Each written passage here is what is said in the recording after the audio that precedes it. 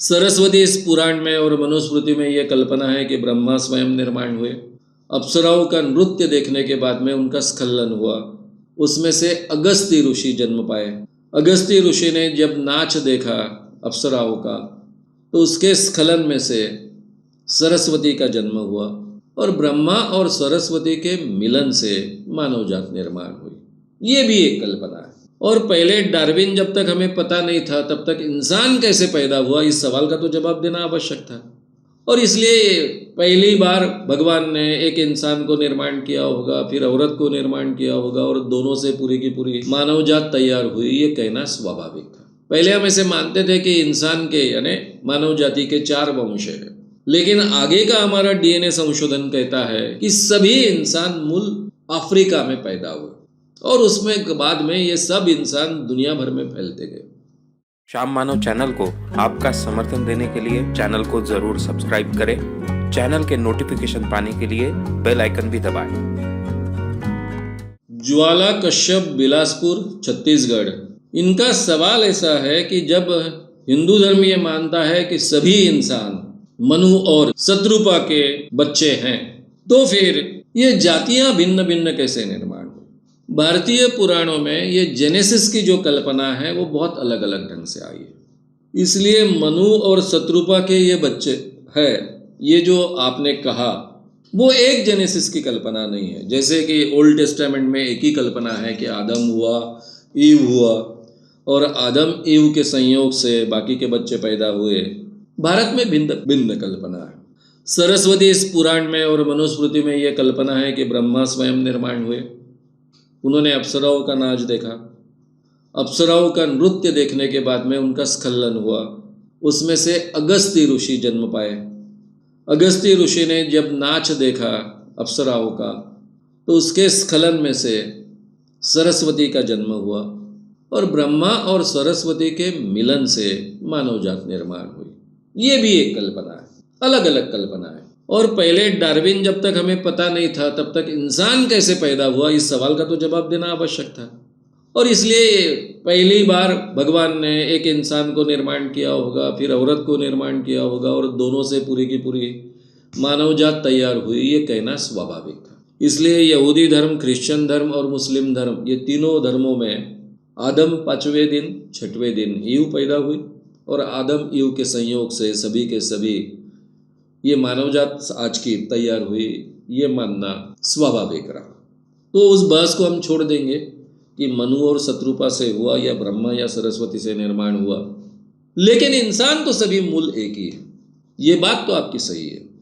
पहले हम ऐसे मानते थे कि इंसान के यानी मानव जाति के 4 वंश है, लेकिन आगे का हमारा डीएनए संशोधन कहता है कि सभी इंसान मूल अफ्रीका में पैदा हुए, सभी इंसान अफ्रीका में, और उसमें बाद में ये सब इंसान दुनिया भर में फैलते गए।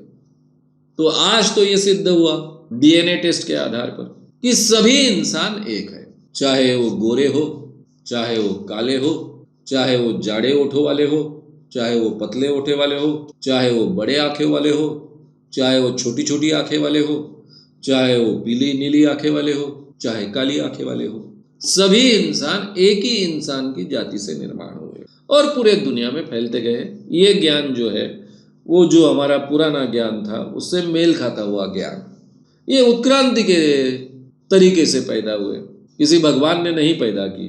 प्राणी जगत में परिवर्तन होते होते इंसान पैदा हुआ, पहले अफ्रीका में वो बढ़ा, बाद में दुनिया भर फैलता गया। जाति कैसे निर्माण हुआ भारत में खास कर इसके बारे में बहुत अलग अलग धारणा। इसकी कोई इतिहास लेखन की पद्धति नहीं है, इसलिए बहुत सटीक तरीके से कहना कठिन है कि पहले जैसे मनुस्मृति के समय में, मनुस्मृति का समय माना जाता है 2700 साल पहले से लेकर 2000 साल पहले तक का। मनुस्मृति के समय में जातिया नाम की कोई चीज नहीं थी, केवल वर्ण थे, यही वर्णन मिलता है। और मनुस्मृति तो लॉ है, कायदे कानून की किताब है, उसमें केवल वर्णों का उल्लेख मिलता है। 4 वर्ण है, ब्राह्मण, क्षत्रिय, वैश्य, शूद्र, और 5वें वर्ण का उल्लेख है वो यानी चांडाल। ब्राह्मण पुरुष का अगर संबंध आया या फिर उसने शादी की शूद्र स्त्री से, तो भी शुरुआत में तो वो तो ब्राह्मण ही पैदा होता था, यानी ब्राह्मण पुरुष है और शूद्र स्त्री है तो उसको होने वाले बच्चे पहले ब्राह्मण ही कहलाते थे। क्षत्रिय ने अगर शूद्र स्त्री से शादी की तो भी वो बच्चे क्षत्रिय कहलाते थे।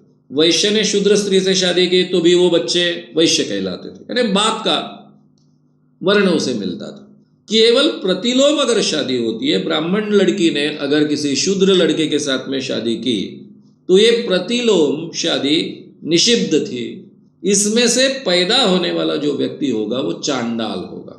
और फिर ये चांडाल में अलग अलग ज्यादा चांडाल, अति चांडाल, यानी चांडाल लड़के के साथ में अगर किसी क्षत्रिय लड़की ने शादी की तो अति चांडाल, फिर उसको जो बच्चा हुआ उस लड़के के साथ में अगर किसी वैश्य स्त्री ने शादी की तो फिर अति चांडाल, चांडाल में ही अति चांडाल बनते गए।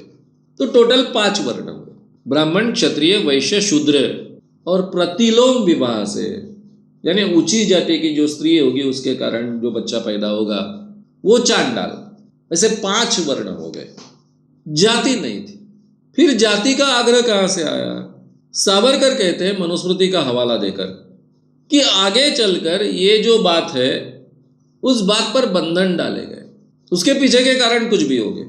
कलर का संकर होगा, स्थानिक लोगों को जो लगा, फिर उन्होंने मनुस्मृति में घुसेड़ दिया कि ब्राह्मण पुरुष ने स्त्री शूद्र अगर है उसके साथ में संबंध नहीं रखना चाहिए।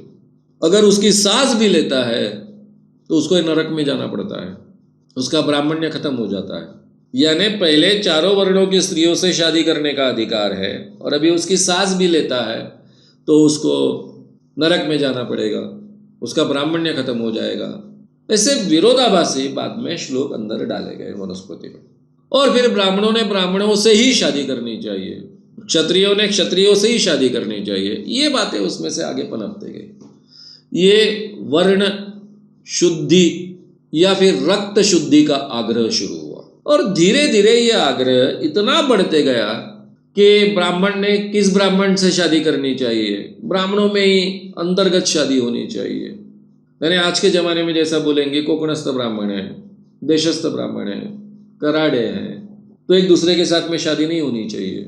कोकणस्थ ब्राह्मण ने देशस्थ ब्राह्मण के साथ में शादी नहीं करनी चाहिए, वगैरह वगैरह। इस ढंग से धीरे धीरे ये रक्त शुद्धि के आग्रह के खातिर ये हमने रोटी तो चालू थी, लेकिन बेटी व्यवहार बंदी हमने शुरू की और धीरे धीरे ये सब नीचे तक फैलते गया और उसमें से जाति व्यवस्था निर्माण हुई। निर्माण होने के कारण कुछ भी हो सकते हैं, लेकिन इसके कारण बेटी बंदी के कारण जाति व्यवस्था पक्की हुई, इसके बारे में तो कोई डाउट नहीं है। अगर बेटी बंदी नहीं होती तो जाति व्यवस्था टिकती नहीं। ये जो बेटी बंदी आगे चलते गई, बहुत तीव्रतर होते गई, इसलिए जाति व्यवस्था टिकी। फिर जाति व्यवस्था किस आधार पर निर्माण हो गई? तो कुछ तो आधार तो चाहिए। व्यवसाय के आधार पर निर्माण हुई। ये भाई बर्तन बनाने का काम करता है मिट्टी का, कुम्हार, उसमें एक जाति। फिर ये कुम्हार कौन से मिट्टी के बर्तन बनाता है, उसकी एक जाति। दूसरा कोई और मिट्टी के बनाता है, उसकी अलग जाति। ये कुम्हार किस ढंग के चक्के पर घुमाकर बनाता है, उसके आधार पर जाति। तो व्यवसाय में भी अलग अलग जातियां निर्माण होते गई। एक बार रक्त शुद्धि के आग्रह के कारण अगर जाति व्यवस्था निर्माण होनी शुरू हुई और उसके साथ में बेटी बंदी शुरू हुई तो नेचुरली ये आग्रह और संकुचित कोई ना कोई आधार पकड़ेगा। जो आधार मिलेगा एग्जिस्टिंग सिस्टम में उसको पकड़ेगा। ये सब बातें सावरकर ने बहुत विस्तार से लिखी है। तो इस कारण जाति व्यवस्था बनी। हमारे देश में व्यवसाय के आधार पर जाति व्यवस्था आगे चलकर बनी, ये तो हमारे ध्यान में आता है। बेटी बंदी के कारण ये जाति व्यवस्था पक्की हुई, ये भी ध्यान में आता है। लेकिन वर्ण व्यवस्था का रूपांतरण कब जाति व्यवस्था में हुआ, ये समझना बड़ा मुश्किल है, क्योंकि इसकी इतिहास लेखन की परंपरा हमारे पास नहीं है। हम केवल एक गेस वर्क कर सकते हैं, अंदाज व्यक्त कर सकते हैं, और ये अंदाज इस ढंग से व्यक्त किया। बाबा साहब ने थोड़ा अलग ढंग से व्यक्त किया। आर्य अनार्य ये समीकरण रखकर व्यक्त किया। अब ये आर्य अनार्य के बारे में काफ़ी डाउट्स है, इसके बारे में काफ़ी सच है झूठ है, इसके बारे में चर्चा है। इसलिए कौन सी बात सच है ये आज के ज़माने में कहना बड़ा कठिन है। लेकिन हम केवल अंदाज व्यक्त कर सकते हैं। कुछ लोग गोरे थे, शायद ये गोरे लोग बाहर से आने की आवश्यकता है, दूसरे देशों में से आवश्यक नहीं है। गोरेले कहाँ होते हैं? गोरे लोग जैसे हिमालय के आसपास के लोग ज़्यादा गोरे होते हैं, नागपुर के आसपास के लोग ज़्यादा काले होंगे क्योंकि वहाँ बहुत गर्मी है, नेचुरली वहाँ के लोग ज़्यादा काले हैं। तो हिमालय के आसपास के लोग गोरे हैं, इधर के काले हैं। जब दोनों में एक दूसरे के साथ में संबंध प्रस्तावित हुआ तो ये वर्ण से ही खराब, यानी वर्ण है नहीं, यहाँ कलर से ही ये फर्क महसूस होता था। फिर हिमालय में जो जातियाँ हैं, जो बाकी जातियों के साथ में जिनका संपर्क आया, उनके नाक सीधे हैं और कुछ के नाक चपटे हैं, जिसको हम मंगोलियंस कहते हैं। तो इसमें भी ये फर्क महसूस होने लग गया। तो ऐसे कुछ आधार और फिर व्यावसायिक आधार संकुचित बनने की प्रक्रिया में, रक्त शुद्धि के आग्रह के कारण संकुचित बनने की प्रक्रिया में ये जाति व्यवस्था निर्माण हुई होगी, ऐसा हम कह सकते हैं। इसके कोई भी सटीक प्रमाण हमारे पास आज उपलब्ध नहीं है और ये जाति व्यवस्था तोड़ना बड़ा कठिन काम है। इसके लिए एक ही पर्याय है, बड़े पैमाने पर अंतरजातीय विवाह होना, और इसको सभी महापुरुषों ने बड़े पैमाने पर पुरस्कृत किया है, चाहे महात्मा गांधी हो, चाहे डॉक्टर बाबा साहेब आम्बेडकर हो, चाहे ज्योतिबा फुले हो, चाहे स्वतंत्र वीर सावरकर हो। सबने ही बड़े पैमाने पर अंतरजातीय विवाह को प्रोत्साहन देने का काम किया है। जिसको जिसको इस समाज में जाति व्यवस्था नहीं चाहिए, उसके सामने आज के ज़माने में एक ही पर्याय हो सकता है, जाति को ना माने और अंतरजातीय विवाह बड़े पैमाने पर कीजिए, तभी इस ढंग से बदलाव आ सकते हैं। श्याम मानव चैनल को आपका समर्थन देने के लिए चैनल को जरूर सब्सक्राइब करें। चैनल के नोटिफिकेशन पाने के लिए बेल आइकन भी दबाएं।